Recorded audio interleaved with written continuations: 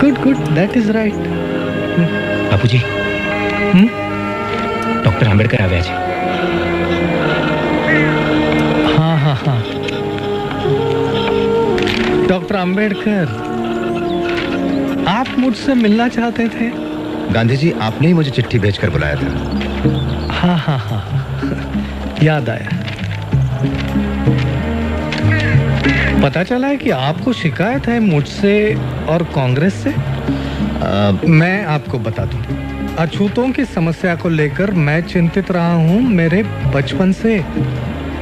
तब आप पैदा भी नहीं हुए थे डॉक्टर अंबेडकर. मेरे प्रयासों से ये बात कांग्रेस के मंच पर भी उठाई गई. और यही नहीं, हमने 20 लाख रुपए भी दिए हैं अछूतों के जीवन सुधार के लिए. आश्चर्य की बात है कि आप जैसा व्यक्ति कैसे विरोध कर सकता है मेरा और कांग्रेस का. असल में कांग्रेस ने इस समस्या को समझने का सिर्फ दिखावा किया है, दांभिकता भरे झूठे और खोखले आश्वासन देकर. आपने कहा कि कांग्रेस ने 20 लाख खर्च किए. मैं कहता हूं कि व्यर्थ खर्च किए. अगर कांग्रेस अपना दायित्व समझती है तो कांग्रेस का सदस्य बनने की शर्त होनी चाहिए छुआछूत ना मानना, ना कि खादी पहनना. आप कहते हैं कि ब्रिटिशों के मन में हमारे लिए कोई बदलाव नहीं आया. मैं ये पूछता हूं कि हिंदुओं के मन में भी कहां बदलाव आया है हमारे लिए. जब तक वो अड़ियल बने रहेंगे तब तक हम विश्वास नहीं करेंगे हिंदुओं पर, कांग्रेस पर या किसी महात्मा पर. इतिहास साक्षी है कि महात्मा हवा के झोंके जैसे होते हैं, जो धूल तोड़ाते हैं लेकिन ठोस कुछ नहीं करते.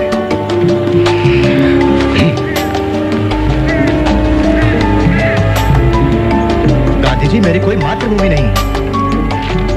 लेकिन ये सारा देश आपकी मातृभूमि है डॉक्टर अंबेडकर.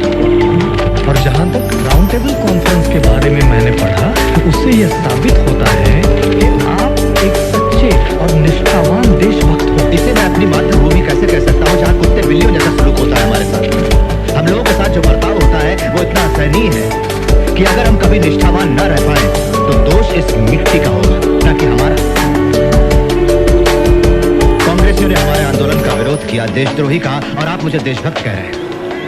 मेरा मानना है कि मैं अपने लोगों के बुनियादी हकों की रक्षा के लिए लड़ रहा हूं, इस भूमि को बिना कोई नुकसान पहुंचाए. आप मुझे देशद्रोही कहें या देशभक्त, मुझे इसकी कतई परवाह नहीं. तो आपकी हमसे क्या अपेक्षा है डॉक्टर? आपने मुसलमानों और सिखों को राजनीतिक अधिकार देने की बात मान ली, जो कि राजनीतिक और आर्थिक रूप से अछूतों से ज्यादा आत्मनिर्भर है. गोलमेज परिषद ने अछूतों के लिए इसी तरह के राजनीतिक अधिकारों की सिफारिश की है. आपका क्या विचार है? मैं राजनीतिक आधार पर हिंदुओं और अछूतों में बंटवारे के खिलाफ हूँ. यह सरासर आत्मघाती निर्णय होगा. आपके स्पष्ट मत के लिए आभारी हूँ. हमें पता चल गया कि इस संघर्ष में हम लोग कहाँ खड़े हैं. अब मैं इजाजत चाहूंगा.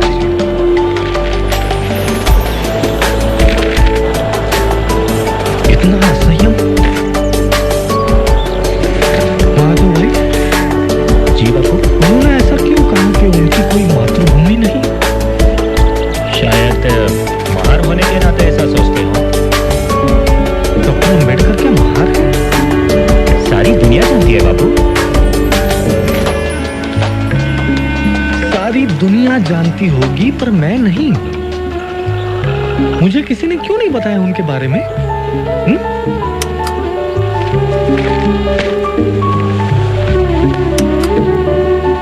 मुझे लगा वे तो पुरोगामी ब्राह्मण हैं, पूना के.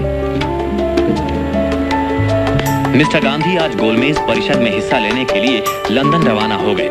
उन्होंने पत्रकारों से कहा कि इस परिषद के सदस्य ब्रिटिश सरकार के चुने हुए हैं, न कि हिंदुस्तानी जनता के.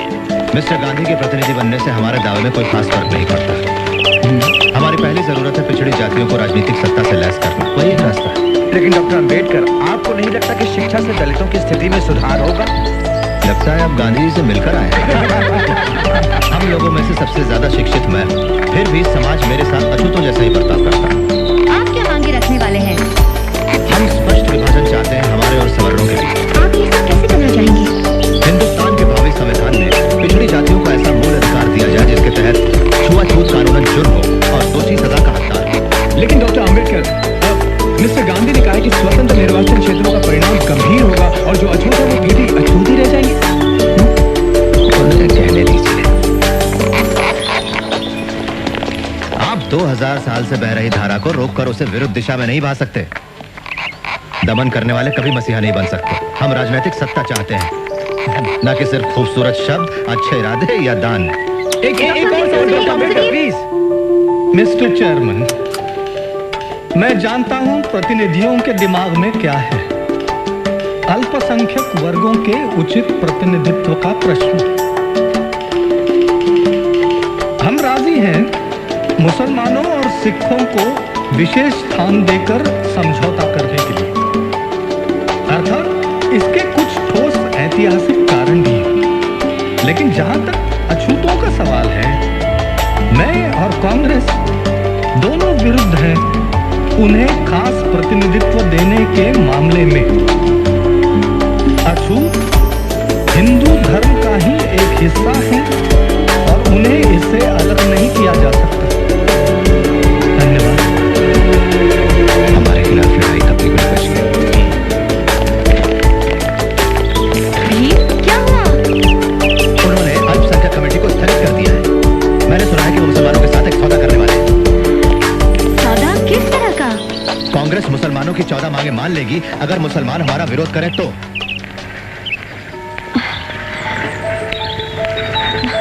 मेरी कुछ समझ में नहीं आता। तुम्हें जरूर कोई गलतफहमी हुई है। वो इतने बड़े संत माने जाते हैं, वो तुम्हारे साथ नाइंसाफी नहीं करेंगे। संत? वो एक मंझे हुए राजनेता है फैनी। कोई रास्ता नहीं बचता तो मिस्टर गांधी फिर षड्यंत्र करते हैं।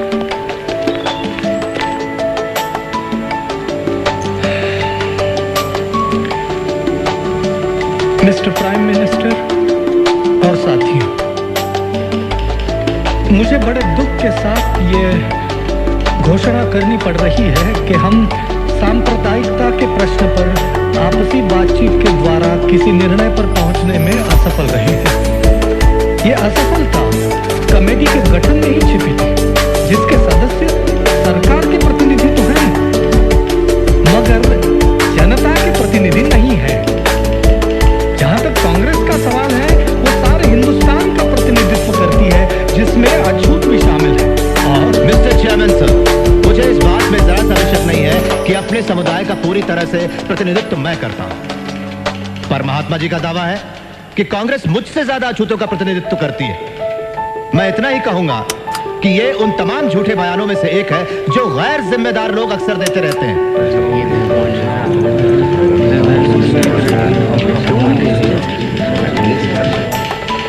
ऐसे टेलीग्राम पिछड़ी जातियों के लोग मेरे पास देश के कोने कोने से भेज रहे हैं।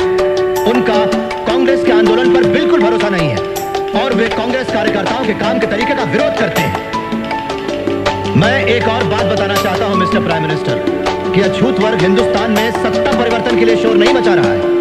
लेकिन अगर यह हस्तांतरण होता है तो सत्ता सिर्फ कुछ लोगों के हाथों में, विशिष्ट वर्गों में या किसी खास दल के कब्जे में नहीं होनी चाहिए। उस सत्ता में सारे समुदायों की सही साझेदारी होनी चाहिए।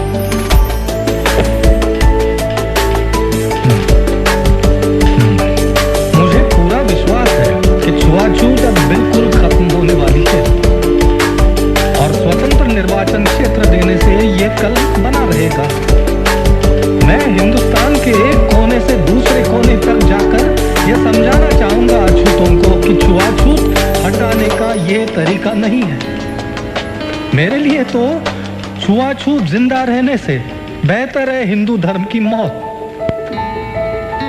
मैं बड़ी इज्जत करता हूं डॉक्टर अंबेडकर की, पर ऐसा लगता है कि जिस भयानक अन्याय की चक्की में वे पिस चुके हैं और संभवतः जिन कटु अनुभवों से वे गुजरे हैं, उनके कारण वे गुमराह हो गए हैं। डॉक्टर अंबेडकर का यह दावा कि वे समस्त अछूतों की वकालत करते हैं बिल्कुल उचित नहीं है। मैं ये विनयता से कहता हूं कि मैं प्रतिनिधित्व करता हूं हिंदुस्तान के समस्त अछूतों का।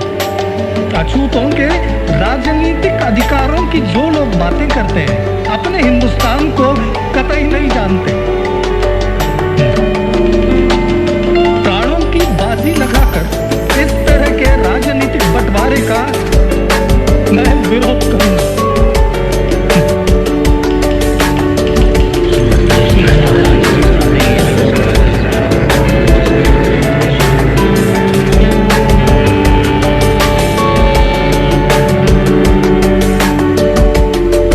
ये सरकार जातियों के आपसी मतभेदों को संविधान बनाने के काम में रुकावट नहीं डालने देगी।